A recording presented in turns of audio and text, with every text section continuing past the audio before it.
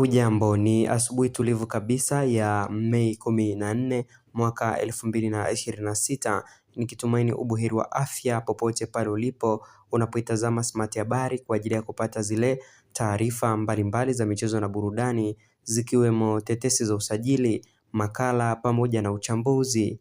Kama umetembelea ukurasa huu kwa mara ya kwanza na labda umependa taarifa zetu ambazo kila mara tumekuwa tukiziweka hapa, ni kusihi usubscribe kisha ubofie alama ya kengele. Sote kwa pamoja tunafahamu klabu ya Simba inajiandaa kikamilifu na msimu ujao wa 2026-2027, ikitarajia kushiriki katika michuano mbalimbali kama vile NBC Premier League, CRDB Federation Cup, Mapinduzi Matukufu ya Zanzibar, Muungano pamoja na ile michuano ya klabu bingwa chini ya kocha mkuu Steve Barker. Kwa sasa timu hiyo inahusishwa na usajili wa mshambuliaji raia wa Namibia anayefahamika kwa jina la Peter Shalulile, ambaye ni mmoja wa washambuliaji bora barani Afrika, akitambulika kwa kasi, ustadi na uwezo mkubwa wa kufunga mabao. Safari yake ya soka ilianza mnamo mwaka 2011 alipokuwa na Tura Magic ya Namibia.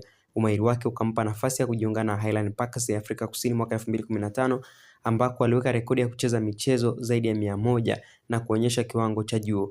Mwaka 2020 alijiunga na klabu kubwa ya Mamelodi Sundowns, na katika klabu ya Mamelodi amefanikiwa kufunga zaidi ya goli 100. Kwa sasa anahusishwa kujiunga na klabu ya Simba kutokana na ukweli ni kwamba Mamelodi wamesajili wachezaji wengine kama Brian Leon Muniz, Cram Brainis, hivyo Peter Shalulile anahitaji changamoto mpya na amekosa nafasi ya kucheza kwa muda mrefu chini ya kocha mkuu Miguel Cardoso. Mbali na mafanikio ya klabu, Shalulile ni nahodha wa timu ya Namibia, anaongoza kwa nidhamu na maarifa, akihamasisha wachezaji wenzake kupigania ushindi. Uwepo wake umetangaza soka la Namibia katika mashindano ya kimataifa, akiwakilisha taifa lake kwa heshima. Jina lake lahusiana na mtindo wa kipekee wa kutumikia jezi uwanjani, jambo lilompa utambulisho wa kipekee. Mashabiki wanampenda si tu kwa ufundi bali pia kwa bidii na nidhamu yake ya hali ya juu.